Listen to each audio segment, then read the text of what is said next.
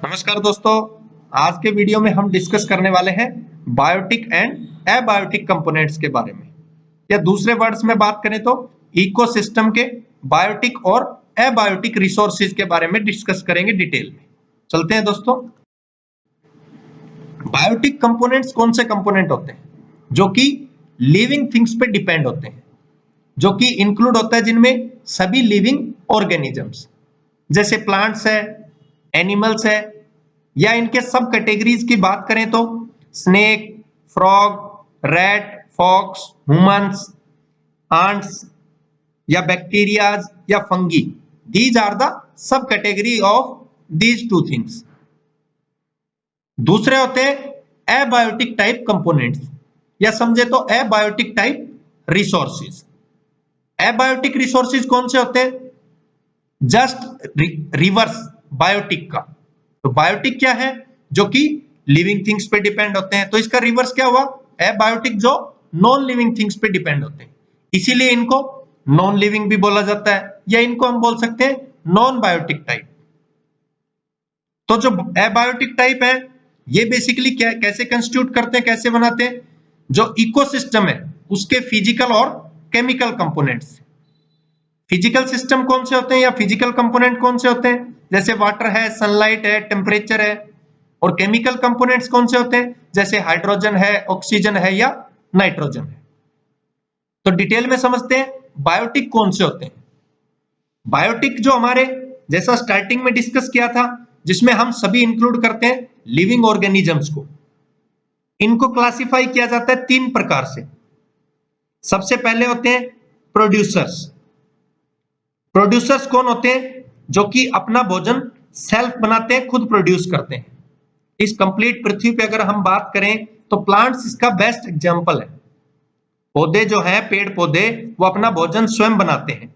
बनाते कैसे हैं? फोटोसिंथेसिस प्रोसेस से।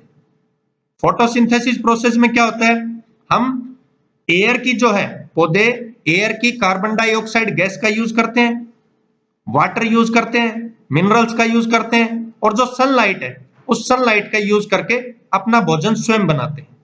तो प्रोड्यूसर्स वो होते हैं जो अपना भोजन सेल्फ क्रिएट करते हैं, सेल्फली बनाते हैं, लेकिन वो दूसरों के लिए रेडी रहते हैं। अब दूसरों के लिए रेडी कौन होते हैं? कंज्यूमर्स के लिए रेडी रहते हैं plants. Consumers as the name indicate, जो कंज्यूम करते हैं, जो खत्म करते हैं दूसरी चीज को, जो खुद से प्रोड्यूस नहीं करते भोजन और दूसरों पे निर्भर रहते हैं। तो डायरेक्टली किस पे निर्भर हुए कंज्यूमर्स?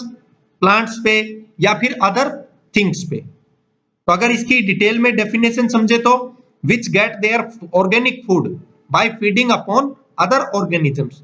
जो दूसरों से, दूसरे ऑर्गेनिज्म से अपना भोजन प्राप्त करें, उनको हम बोलेंगे कंज्यूमर्स। अब जो कंज्यूमर्स हैं उनको भी हम क्लासिफाई कर सकते हैं अदर थिंग्स में, जैसे हर्बीवोर्स। हर्बीवोर्स से समझे तो क्या होते हैं? हर्बीवोर्स बेसिकली वो होते हैं जो पौधों को खाते हैं, जिसमें सबसे बेस्ट एग्जांपल है एलिफेंट। इसमें कहीं ना कहीं ह्यूमन भी आता है। अगर पुराने समय की बात करें तो ह्यूमन बीइंग पत्तियां खाकर भी जिंदा रहते थे, पेड़ पौधों की। आज के दिन अगर उसको समझे तो पेड़ पौधों से फल प्राप्त करते हैं, तो वो ह्यूमन बीइंग। इसी प्रकार से एलिफेंट्स, जो कि डायरेक्टली क्या खाते हैं? पेड़ पौधे। इसी प्रकार से हिरन, तो हिरन भी पेड़ पौधे खाकर जिंदा रहते हैं। तो मीन्स ये प्रकृति का नियम है कि यहाँ पे एक दूसरे पे निर्भरता बनी हुई है। एक दूसरे पे इस प्रकार से निर्भरता बनी हुई है कि वो एक दूसरे को खाएंगे और फिर जिंदा रहेंगे। इस प्रकार से वो एक साइकिल चलती रहती है। दूसरा जो इसमें क्लासिफिकेशन है कंज्यूमर्स में, वो है कार्निवोर्स। कार्निवोर्स कौन से होते हैं? जिनको हम मीट ईटर्स भी बोल सकते हैं, या इनको सेकेंडरी कंज्यूमर्स भी बोलते हैं। इनको सेकेंडरी कंज्यूमर या मीट ईटर्स क्यों बोलते हैं? क्योंकि ये बेसिकली अगर एक साइकिल समझें, एक इंटरडिपेंडेंट साइकिल समझें, तो उस पे ये चलते हैं। जैसे फॉर एग्जांपल स्नेक है, या फिर इसमें टाइगर हो सकता है, लायन हो सकता है, या फ्रॉग हो सकता है। तो ये बेस्ट एग्जांपल है यहाँ पे कार्निवोर्स के। इंटरडिपेंडेंट साइकिल की मैं बात कर रहा था, वो किस प्रकार से होती है? इंटरडिपेंडेंट साइकिल से मीनिंग मान लीजिए पौधा है और पौधे को बकरी ने खाया और उस बकरी को शेर ने खाया, तो इस प्रकार से ये एक इंटरडिपेंडेंट साइकिल हो गई। तो इस प्रकार ये साइकिल चलती रहती है। तो वो होते हैं कार्निवोर्स। तीसरे होते हैं omnivores. As the name indicate, omni, omni means universal भी बोल सकते हैं, जो दोनों चीजों को खाते हैं। दोनों चीजों से मीनिंग प्लांट्स को भी, पेड़ पौधों को भी खाते हैं और एनिमल्स को भी खाते हैं। उसमें सबसे बेस्ट एग्जांपल है रैट, चूहा, या फिर फॉक्स, या फिर ह्यूमंस। ह्यूमंस की पिछले समय से बहुत तादाद बढ़ी है इसमें, एनिमल्स को भी बहुत खाते हैं और पेड़ पौधों को तो वो खाते ही थे। तो ये हो गए ओमनिवोर्स। इसमें लास्ट है डिट्रीटिवोर्स। डिट्रीटिवोर्स क्या होते हैं? जो कि अपना जो भोजन फीड जो है वो बेसिकली जो लिविंग ऑर्गेनिजम्स का जो वेस्टेज है वहां से ले रहे हैं।